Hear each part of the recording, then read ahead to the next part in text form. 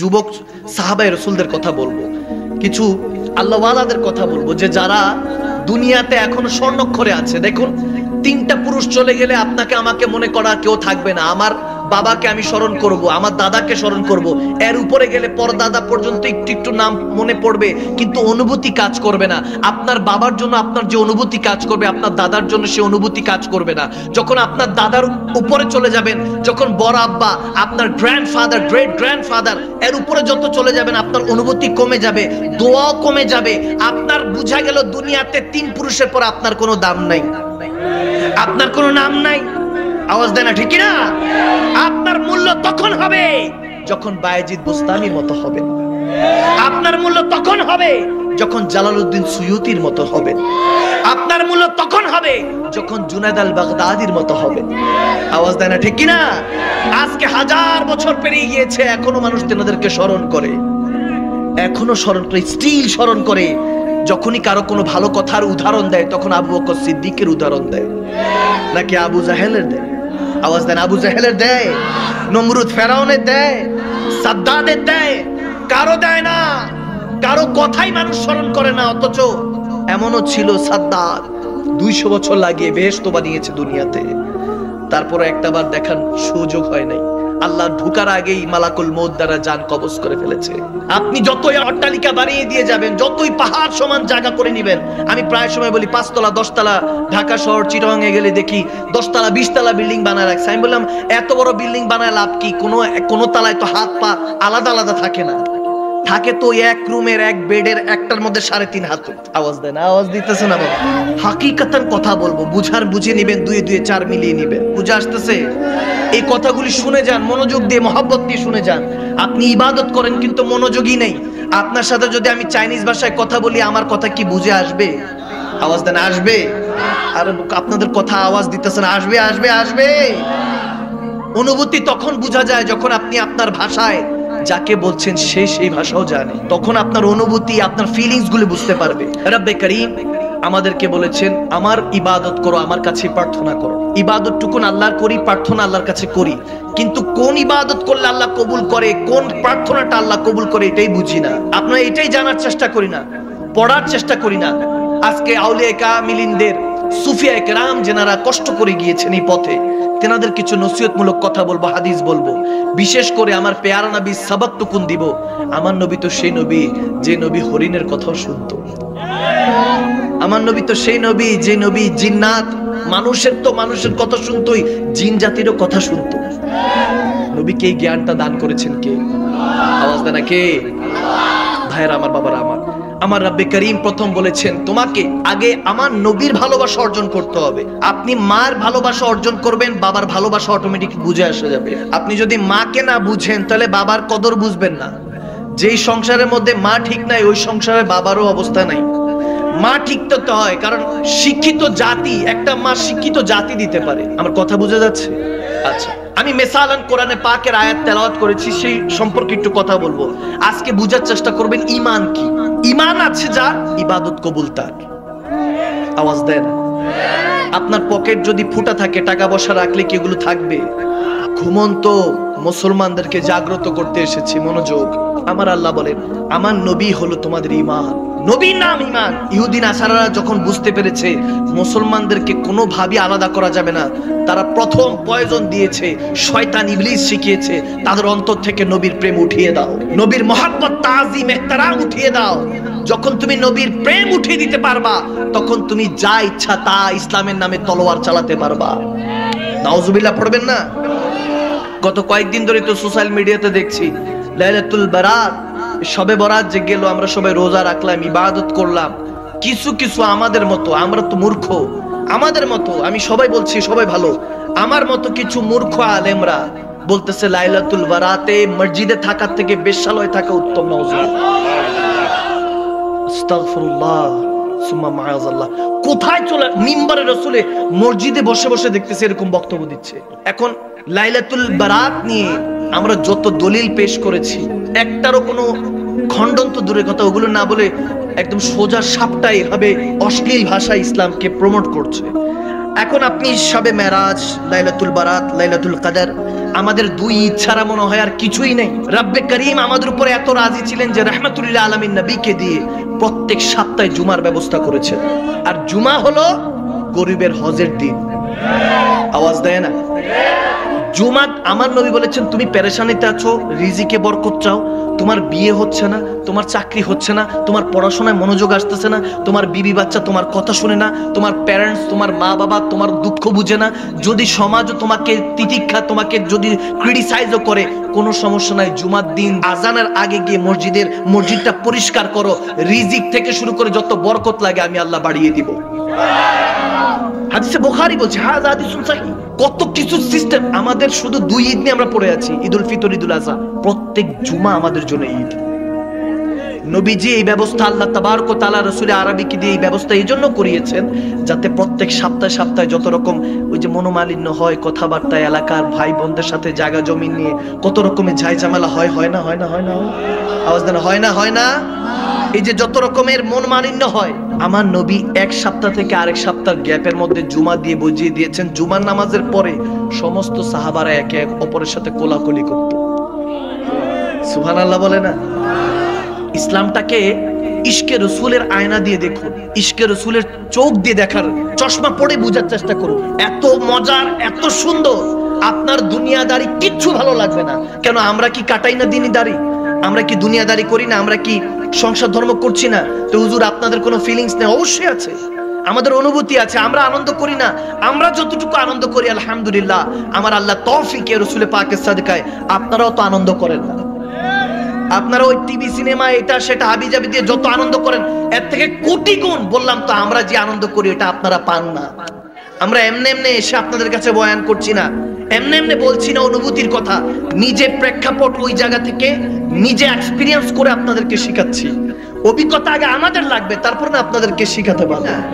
ওই অভিজ্ঞতা থেকে বলছি, ইসলামের মধ্যে যে শান্তি আছে, ইন্না দীনা ইনদাল্লাহিল ইসলাম, Islam is the complete code of the life. আপনি কোডগুলি বুঝতে হবে।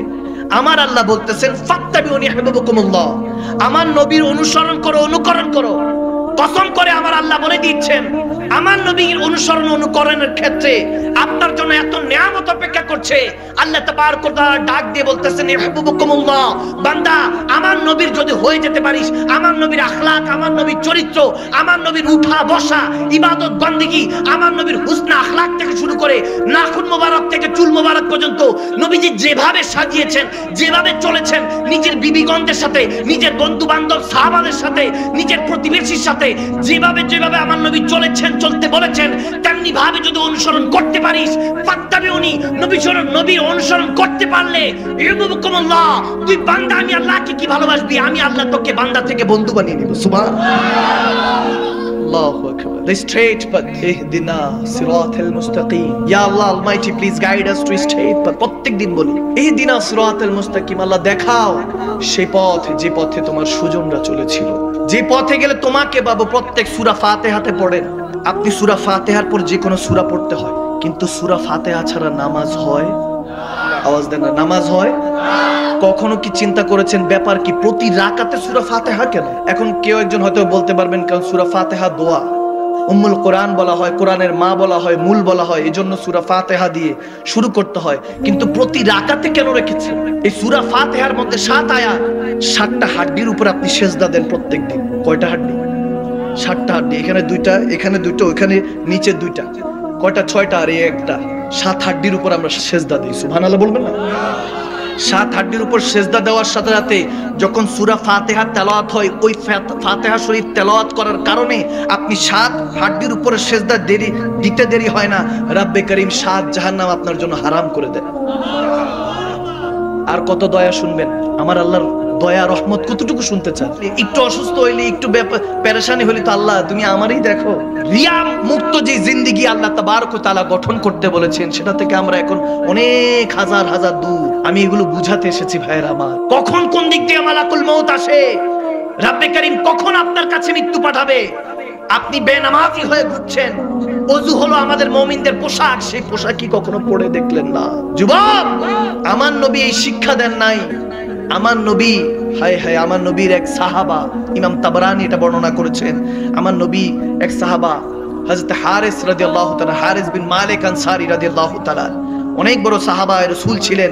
হঠাৎ করে ফজরের পর আমার নবীর সাথে যখন দেখা, আমার নবী হযরত হারিস রাদিয়াল্লাহু তাআলা কে জিজ্ঞেস করেন, হারিস সকালটা কেমন ভাবে উঠলো, কেমন করে শুরু করলা?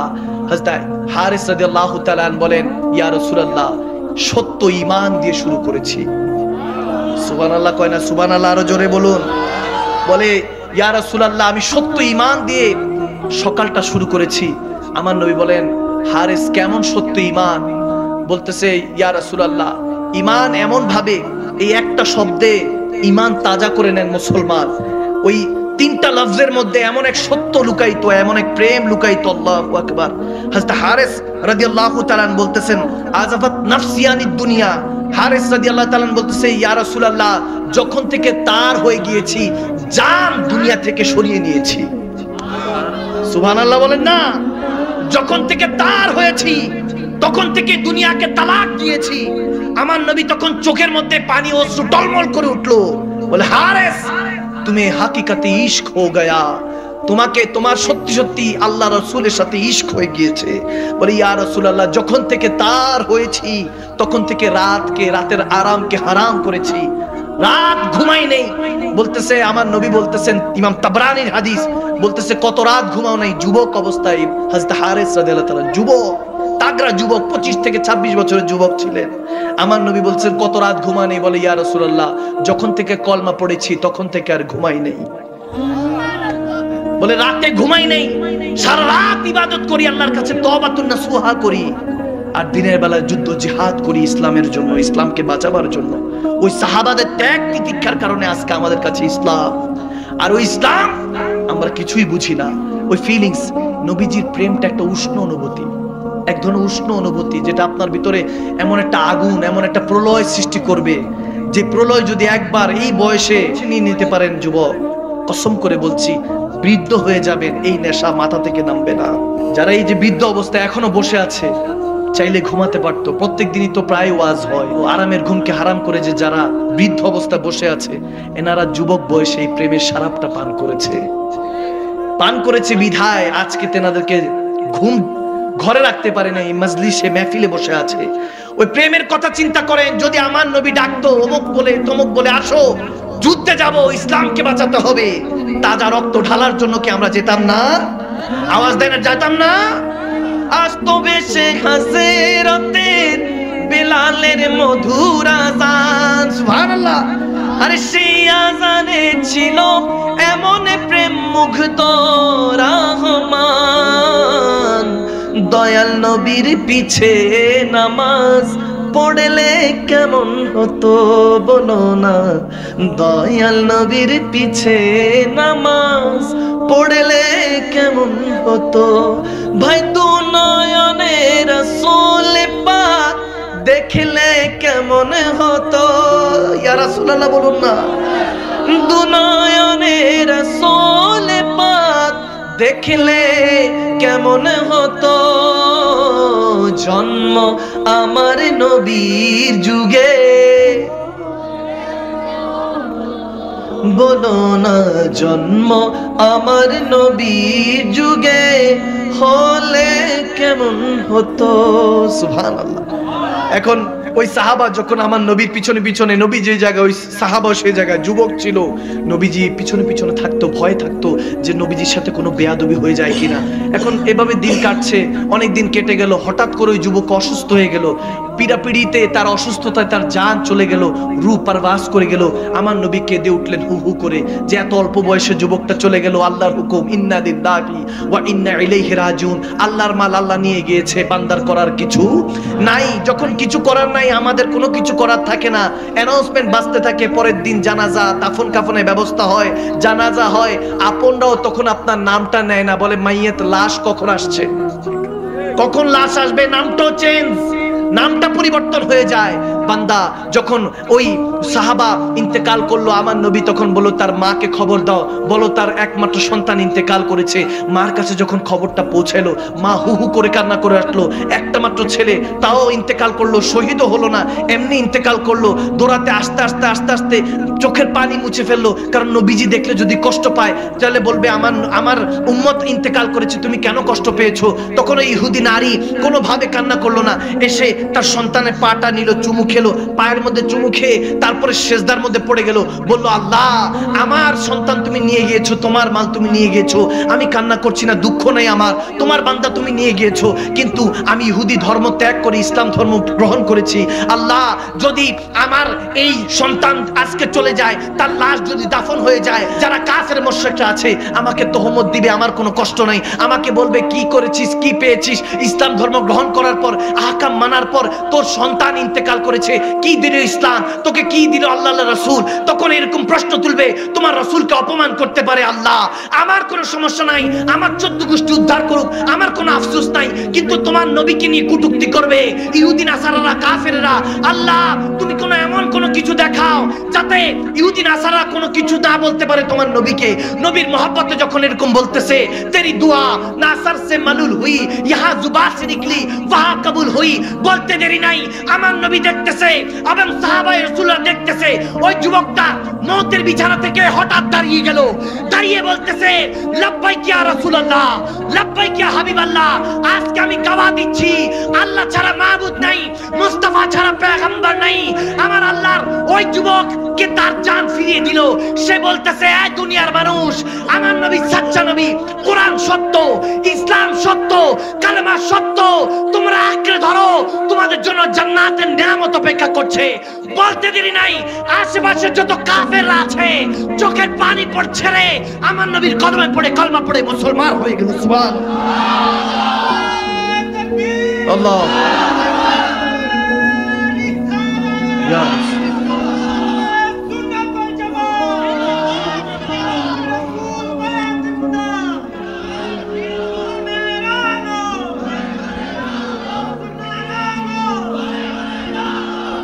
সুবহানাল্লাহ পড়বেন না? ইশক করে দেখেন, মোহব্বতে রসুলে পড়ে দেখেন, মরনে কে বাদ ভি জিতে রহেঙ্গে, মরার পরও জীবিত থাকবেন। আর আমার নবীর প্রেম যদি অন্তরে না নেন, মরে যাবেন, দুনিয়াতে থাকতে আপনি মরা। আপনি ভাবছেন কি হাকিকতে আপনি জিন্দা? না, আমি আপনি সবাই মরা। যতক্ষণ পর্যন্ত সেই হেদায়েতের নূর, ইশকের নূর, ইবাদতের নূর যতক্ষণ পর্যন্ত সিনার মধ্যে না আসতেছে, সবাই আমরা মুর্দা। আপনি রসুলকে দেখেন নাই, আপনি কিসের জিন্দা? দুই কাঁধের ফেরেশতা দেখেন নাই, আপনি কিসের জিন্দা? আপনি যখন যা কিছু করছেন সমস্ত কিছু কিরামান কাতিবিন দেখছে, লিখছে, আপনি এখনো তাদেরকে দেখেন নাই, আল্লাহ রসুলকে কিভাবে দেখবেন?